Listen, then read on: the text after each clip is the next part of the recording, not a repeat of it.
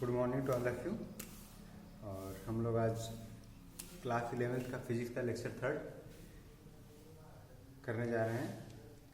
और इसमें आज हम लोग टॉपिक जो पढ़ने वाले हैं वो उसका नाम है हुक का नियम। ठीक है, हुक्स लॉ, इसको इंग्लिश में हम लोग बोलते हैं हुक्स लॉ। तो देखिए, आप लोगों को अब तक प्रतिबल एकदम क्लियर हो गया है कि प्रतिबल क्या होता है, स्ट्रेस क्या होता है, और आपको विकृति क्लियर हो गई है, स्ट्रेन क्या होता है। तो हुक्स लॉ का कहता है कि जब तक अगर हम लोग एक मान लीजिए कोई भी एक बॉडी है उस पर हम बल लगाते जाते हैं तो उसमें क्या होगा, स्ट्रेस जनरेट होगा, प्रतिबल पैदा होगा, प्रतिबल उत्पन्न होगा। वो प्रतिबल क्या करेगा कि उसमें खिंचाव, कुछ जैसे थोड़ा सा भी फोर्स लगाएंगे तो कुछ ना कुछ इसमें खिंचाव आएगा। वो खिंचाव मैं आपको पहले ही क्लास में बता चुका हूँ कि हो सकता है कि वो खिंचाव बहुत ज़्यादा कम हो, जो आपको अपने नेकेड आई से, नंगी आंखों से देखने पे न दिखाई दे, लेकिन रहेगा। हाँ, जब उसका फोर्स जब आप बढ़ाते जाओगे तो जो विकृति है, जो इसमें खिंचाव है, डेल्टा एल है, वो बढ़ता जाएगा और आपको वो आपके नेकेड आई से दिखने लगेगा। तो हुक का नियम ये कहता है कि जो प्रतिबल है, हुक का नियम कहता है कि प्रतिबल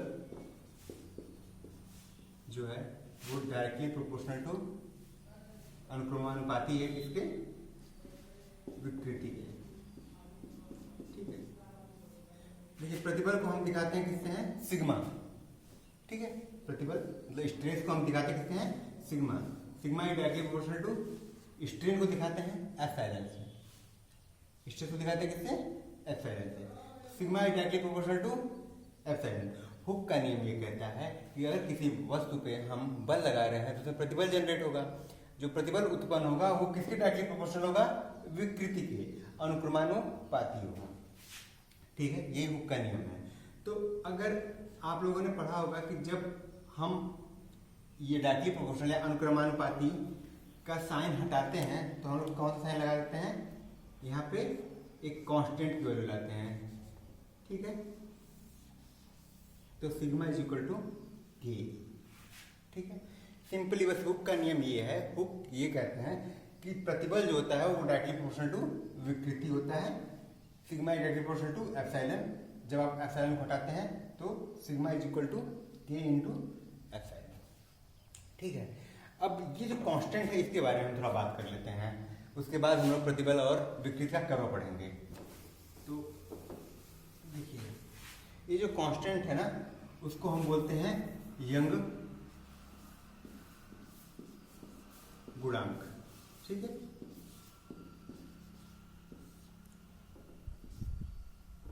इसको इंग्लिश में यंग मॉडुलस बोलते हैं। ठीक है, यंग मॉडुलस का इलास्टिसिटी। देखिए, होता क्या है कि sigma is equal to, Hooke's नियम ये कहता है के इंटू एप्सिलॉन। तो के इज इक्वल टू यहाँ से क्या आएगा, सिग्मा डिवाइडेड बाई एप्सिलॉन। के कांस्टेंट है, इसी कांस्टेंट को हम दिखा देते हैं किससे, वाई से। आप लोग की बुक में वाई से दिखाया गया है, लेकिन मैक्सिमम जैसे हम लोग इंजीनियरिंग किताबें पढ़ते हैं तो यहाँ पे यंग मॉडुलस ऑफ इलास्टिसिटी को ई से दिखाते हैं। ठीक है, तो Y is equal to sigma divided by epsilon. ठीक है, अब देखिए, यंग मॉडुलस होता है वो सिग्मा डिवाइडेड बाई एप्सिलॉन होता है। ये एक मटेरियल की प्रॉपर्टी होती है और अलग अलग मटेरियल की अलग अलग होती है। यंग गुणांक का मान जो होता है अलग अलग मटेरियल के लिए, अलग अलग ऑब्जेक्ट्स के लिए अलग अलग होती है। तो y is equal to sigma upon epsilon. अब देखिए, आपको मान पता है कि सिग्मा का मान क्या होता है, सिग्मा क्या होता है, प्रतिबल डिवाइडेड बाई क्षेत्रफल, force divided by internal force divided by area. और एप्सिलॉन का मान क्या होता है, डेल्टा एल अपॉन एल। ये इसके पहले वाली क्लास में इसको मैंने आराम से एक चीज को क्लियर किया है कि delta L change in length upon original length, पुरानी लंबाई में बदलाव डिवाइडेड बाई पुरानी लंबाई। तो अगर अब हम यहाँ से यंग मॉडुलस की मान निकालने की कोशिश करें तो क्या होगा, sigma divide by epsilon. Sigma की जगह हम क्या लिख सकते हैं, 4 divide by area divided by epsilon का मान आप क्या रख सकते हैं delta L divided by L. तो y इज इक्वल टू क्या हो जाएगा Young modulus is equal to F by A into L divided by delta L. ठीक है, तो अगर आपको किसी भी वस्तु पे लगने वाला फोर्स पता हो, उसकी पुरानी लंबाई पता हो, देखिए लंबाई ये होती है जब भी हम कभी भी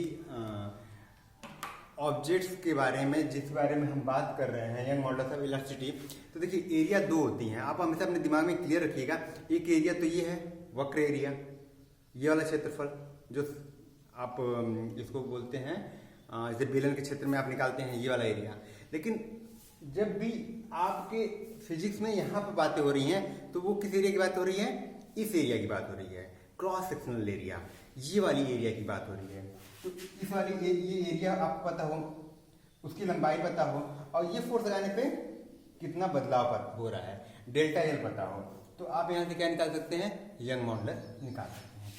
अब एक बात बताइए, यहाँ से आप थोड़ा एक चीज देखते हैं, अगर मैं डेल्टा एल बराबर लिखना चाहूँ तो क्या होगा, F L divided by A into Y. कुछ किया नहीं, मैं डेल्टा एल को यहाँ ले गया, वाई को यहाँ लाया, तो डेल्टा एल बराबर क्या आया F into L divided by A into Y. F गुणे एल भागे बटे ए इंटू वाई। तो अगर आपके किसी भी जो पदार्थ है मटेरियल है उसका यंग मॉडुलस का मान ज्यादा होगा, यंग गुणांक का मान ज्यादा होगा, तो उसमें क्या होगा delta L change in length कम होगा। मतलब आप समझ रहे हैं कि जैसे आप कोई वस्तु यूज कर रहे हैं, जैसे आप लोहा यूज कर रहे हैं, ठीक है, तो गाड़ी में आप एक्सेल यूज कर रहे हैं, तो देखिए गाड़ी में आप जब चल रही है तो वहाँ पे फोर्स जनरेट हो रहा है, जो भी आपका क्रैंकशाफ्ट होता है वो आप लोग आगे पढ़ेंगे। तो अब वहाँ पे मान लीजिए कि एक इक्विपमेंट है, इस पे फोर्स लग रहा है, तो ऑब्वियसली बात है इसमें कुछ ना कुछ चेंजेस आ रही हैं, मैंने आपको पहले बता दिया है। वो अलग बात है कि हमें दिख नहीं रही हैं आंखों से, लेकिन चेंजेस आ रही है, मैं इस पर थोड़ा सा फोर्स लगा रहा हूँ तो इसमें कुछ ना कुछ बदलाव आ रहा है।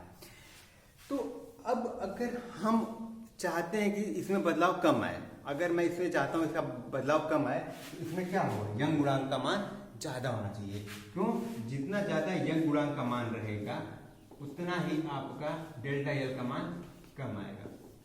ठीक है, तो इसीलिए हम लोग बहुत जगहों पे क्या यूज करते हैं, वैसे उस पदार्थ को यूज करते हैं जिनका यंग गुणांक का मान ज्यादा हो। मुझे जहाँ पे ज्यादा पावर को ट्रांसफर करना है, ज्यादा वहाँ पे फोर्स लगाना है, और हम चाहते हैं कि वहाँ पे आपका देखिए अगर इसका ये लंबा हो जाएगा, इसका लेंथ बढ़ जाएगा, तो आपका जो मेन फंक्शन था कहीं पे भी आपको फोर्स को ट्रांसमिट करना था, फोर्स को वहाँ पे भेजना था, वो आपका मेन मकसद ही पूरा नहीं हो पाएगा। इसलिए हमारा मेन फंक्शन क्या होता है कि यंग गुणांक का मान ज्यादा रखने से वहाँ पे डेल्टा एल का मान बहुत कम आएगा। ठीक है, ये हो गया आपका यंग गुणांक क्लियर हो गया। इस पे कुछ न्यूमेरिकल भी होंगे, उसको आप लोग सॉल्व कर लीजिएगा, या नेक्स्ट क्लास में मैं इसको सॉल्व करवा दूंगा। Thank you.